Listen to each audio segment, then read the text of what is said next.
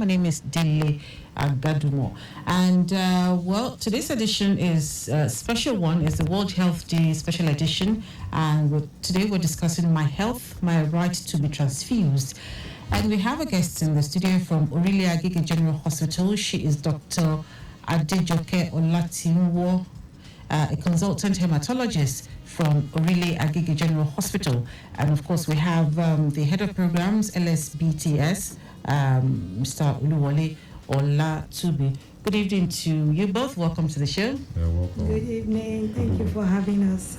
All right, so I'm going to ladies first. So that's I'm sure you don't. Okay, yeah. So good evening. Thank you for having us on the show. Yeah. So I'll do ladies first. So can you give us an overview of World Health Day, the origin, the theme, the implications for blood transfusion?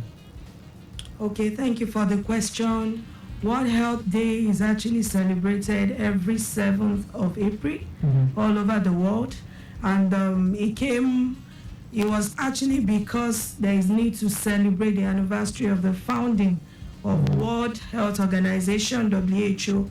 That is why the day is celebrated. However, it's important to know that this day is celebrated all over the world to create awareness about important health issues, and also to find out how far each country has gone and other things that can be put in place. So it's actually a day that has been celebrated in the past, and so many themes have been used previously, which includes vaccination, universal health coverage, and so many others. But for this year, it is important to know that the theme for this year is My Health, My Rights. And that's quite very, very significant. And it takes into account the importance of individuals' health and knowing that they have a right to good health. It relates to blood transfusion in that blood transfusion services is also an integral part of quality health system. So availability of safe blood and safe blood products is key in providing quality health care to people all over the world. So in your opinion and experience, what would you say are the ethical considerations surrounding the right to refuse blood transfusion based on religious inclination?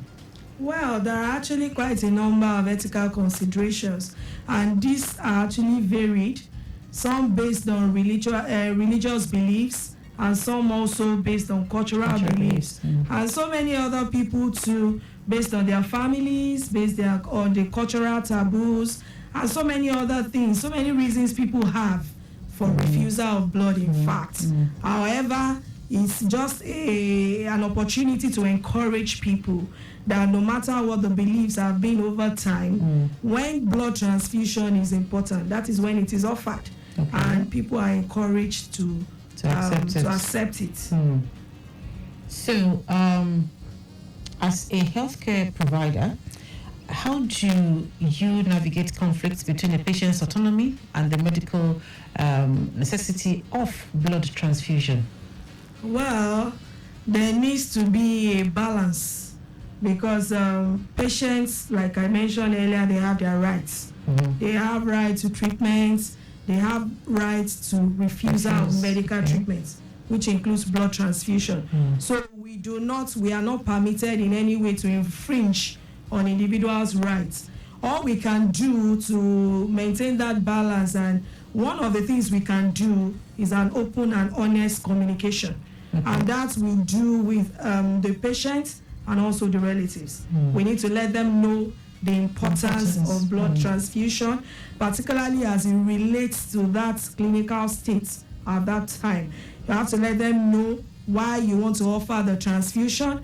Let them know the risks that are involved, because we cannot deny that risks are actually involved in blood transfusion. However, it should be stated clearly to them by healthcare providers that the benefits far outweigh the risk. And also, there are also risks that are associated with their refusal. When we make them know that, I think they might actually be encouraged to accept blood transfusion. So what happens, I mean, we've established on this program that even when a patient refuses to accept blood transfusion, you, of course, what you want to do is try to encourage them and show them, as you have said, the pros and cons of refusal. But when, as a healthcare provider, you're thinking of saving the life of this person, and the person is still refusing, even after you have given all of the, the advantages of accepting transfusion, what then do you do? Then at that point, when you see that the refuser can actually lead to very serious harm to that patient or even the loss of life, then you want to take other steps. Okay. You may have to involve ethical committees. Okay. You may also have to involve even the law courts to let them come in and intervene. However, they also have laws that will that may back the patient up, and also laws to ensure that healthcare providers also do their job to maintain life. So at that point, you invite them and they know what to do. So talking about the legal protection of the patient, are there, just give us maybe one or two or three of what those protections are, the ones that exist to safeguard the individual rights to refuse blood transfusion. Okay, there are quite a number of laws that are there to protect individuals. One of such is informed consent. Okay. Every patient or every individual has a right to know what is involved in their medical treatment. So healthcare providers at every point, they must ensure they give a very detailed information to this individual, telling them the reasons for the need of the transfusion at that time. Also, like I mentioned earlier, telling them about the risk involved, not hiding anything at all. Then also telling them other alternatives that may actually be that are available if this refuser is persistent. So apart from the informed consent, we also have something we call, or that they call, advanced directive. People have a right to give information ahead of time regarding how they want to be treated, particularly when the time comes and they are unable to make decisions. At that time, maybe they don't have the mental capacity to make decisions, such as times of unconsciousness, in times of intoxication or mental incapability, that they can make these decisions ahead and document them and make it available to their relatives, which can also be made available to the law courts, which can be presented to healthcare providers. Apart from that, they also have this freedom, the right to freedom. Individuals can say, despite all you have told me, I am not going to take blood based on my cultural belief or my religious belief. So have you encountered such? Well, I have. I have quite a number of times, particularly with a particular religious belief, and I think they are quite popular. And they believe that, because in the scriptures there should be a prohibition of ingestion of blood, they have interpreted that to be blood transfusion to be a no-no for them. And no matter what you say, a few times, yes, I have encountered a few times that eventually they accepted. Because this patient was in anemic heart failure, life was almost going, the patient was almost passing out, we encouraged and we did all of that. And eventually she said, okay, if that is what you have to offer me, offer. So now let's talk about how cultural beliefs and traditions influence the attitude of people towards blood transfusion and the assertion of one's right in medical decision making. Well, religious beliefs particularly, I think in our environment is something that a lot of people hold on to. This is what they believe and their faith, and there is nothing you can do about it. However, over time, we have been encouraging people to also look at the not losing that individual and not losing that life because of how precious and how valuable every life is. And apart from religious belief, cultural beliefs and taboos are also things that people hold on to. And over years, they believe that, instead of going to the hospital for any form of treatment, not even blood transfusion alone now, for any form of treatment, over the last decade of years, this is what our people have been doing. They've been embracing traditional medical medicine, and they feel it's working. So by the time you start offering them this orthodox medicine, they'll tell you, no, you don't know what we have been enjoying thus far. Apart from that, some people also have very strong family beliefs that no matter what you do, they hold on to that. Then I think interpretation of illness and healing too. Some jobs believe that when they take what they have traditionally been taking, they'll be fine. Okay. They'll be fine. Okay, thank you very much. Let me quickly take one or two updates. Looking through live camera here, I can see that on Narrow Mirror, for those who are coming from Adini Jones to connect Allen Roundabout is a standstill right now. I'm sure this is due to the traffic light alternation at Allen Roundabout. And aside from that, the return journey is busy, but it's still okay. And those who are moving from Ojota inward Odoyalaro Bridge to connect Independence Tunnel will still have a very, very good movement right now, though it is busy, but it is still good. And coming from Maryland on top of the bridge, on top of the tunnel, it's also good inward Ojota via Odoyalaro Bridge and New Garage. And let's see, K2 inward Ojota is still a good one also on the main carriageway and on the service lane. On the service lane, however, we have it busy underneath the pedestrian bridge due to commercial bus activities. And on Ikorodu Road, it's a very, very, very heavy movement on the main carriageway from Onipman Pam Group for Banikoro to connect Anthony inward Jiroko. That's on the main carriageway, very busy, very heavy. On the service lane is still okay, especially for those who are connecting Anthony okay. Still okay on the service lane. And well, from Third Mainland Bridge inward Ifako Bridge to Ogudu, connecting Alapmare, it's very busy, heavy vehicular movement due to high influx, and the return journey looks good. All right. Okay, so let me switch to the head programs, LSBTS. Yes. Thank you for being patient. No. I also, at least we are learning a lot of things. Yes. From the doctor in the house, yeah. So let's talk about minors right now. I know we touched a bit about that last week, Monday. Let's talk a bit about minors. Can minors assert their rights to refuse blood transfusion? And if so, under what circumstance can that happen? So under no circumstances can the minor assert their right to refuse blood transfusion. So in this case, we're saying anybody below 18 does not have the right to refuse. Does not have the right to refuse. It's something, that right to life supersedes all of these religious and cultural considerations that Dr. Olatinwo spoke about here. Because that's the right of life. It's like sanctity of life. It is almost impermissible to kill an innocent life. And this is a court of appeal judgment in the case of Baby Tega. There's a court case where it went up to the court of appeal, right? And the judge had this to say, that the mother's desire to sacrifice her son's life was an illegal and despicable act which must be condemned in the strongest terms. That's just to speak to how even the Constitution, 33(1), you have this right to life. And that's something you cannot take or impute to yourself because you are the mother of the child, because you have this religious belief. No, that right to life supersedes all of this.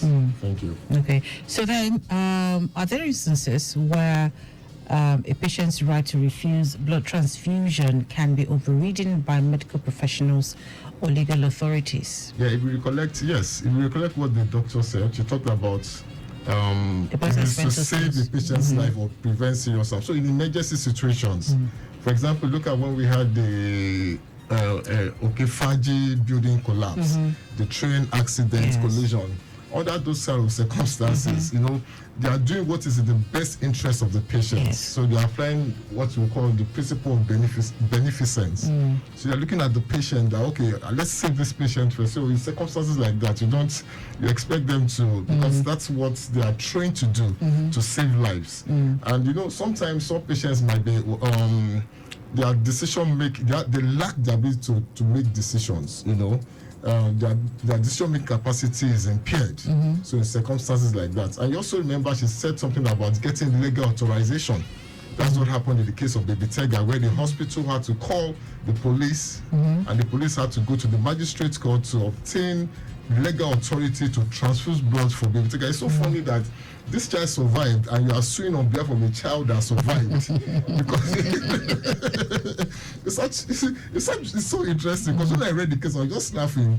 You know, it's funny. So, like you said, of course, they would have looked at all of the options available. That's what she talked about, open and being transparent. Because for them to want to do a transfusion, they would have looked at it that, there's no other way. So parents, patients should understand that, and they are there to save your life. The only time blood is transfused, doctor, is to save a life now. Anytime you have to transfuse blood, are you doctor? Absolutely. So please, we want to appeal to everybody out there, please let them do their jobs. You will find. Even this sanctity of life is actually a Judeo-Christian doctrine.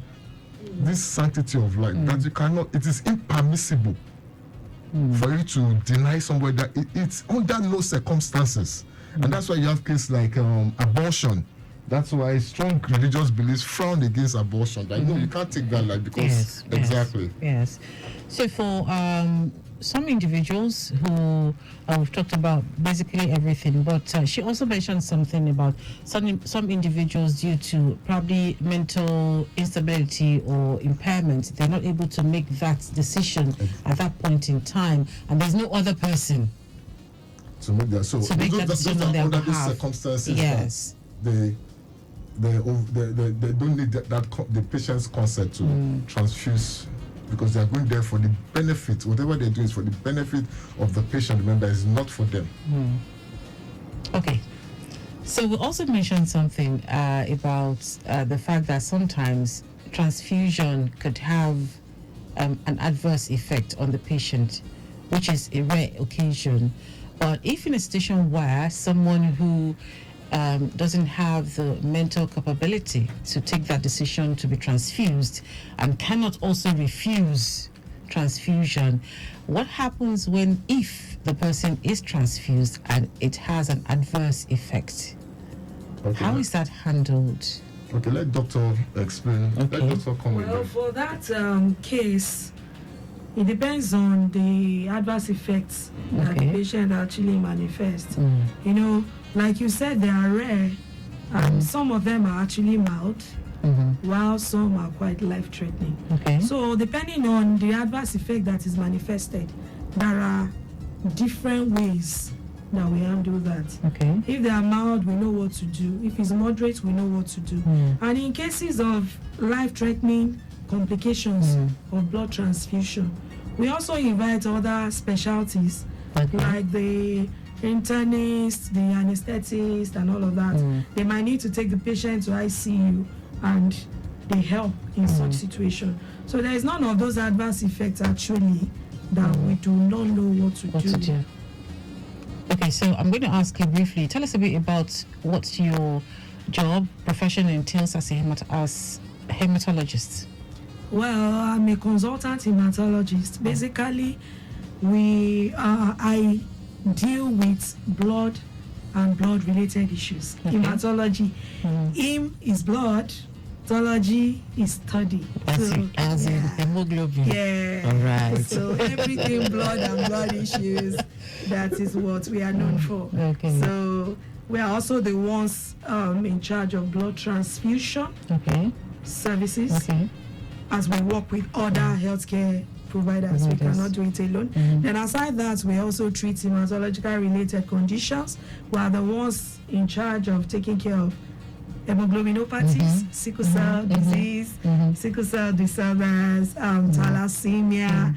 Then we also manage hematologic malignancies. Okay. That is, the list is endless. Endless. The list is endless. So what has your experience been like? Well, Dealing with people and blood-related issues when it comes to patients. Well, the experience has been awesome, to be honest, because I think before I went for training, I didn't quite know we had quite a number, huge number of people with blood-related issues, particularly hemophilia, which is a bleeding disorder. I think it was when I got into training in Luth that I realized that they are quite amongst us. And what is that? What does that? What is that about, hemophilia? Hemophilia is actually a genetic disorder in which there is absence of a particular clotting disorder. Or clotting factor rather. Is a clotting disorder in which you have a deficiency of a clotting factor. It could be clotting factor 8, it could be 9, it could be. So we have different types of hemophilia. And what happens to them is they do not have one of the factors responsible for clotting. So when they have a cut, they keep bleeding. Wow. They keep bleeding. Wow. I used to think it was quite rare until when I got into this specialty and I found that, oh no, we have people around. So it's been very, very interesting, very, very amazing. And I'm glad that people in Lagos are beginning to realize that we are around as a hematologist, and they are also coming out into the general hospitals to look for us, and they are getting the care. Courtesy of Lagos State Government.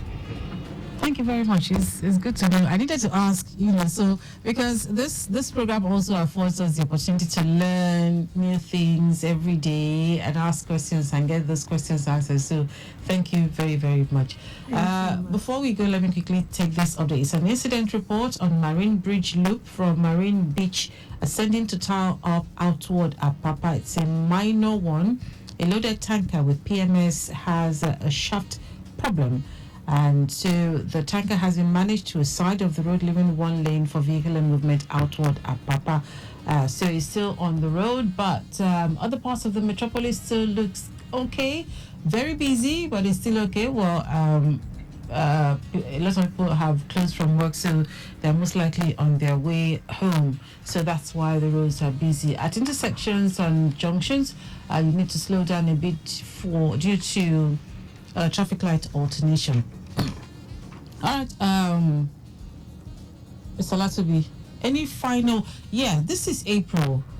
Do we have any advocacy campaign for April? Well, yesterday was the World Health Day, so I guess the celebration continues this week. So, do we have anything in store to mark that day, or as a continuation of that day?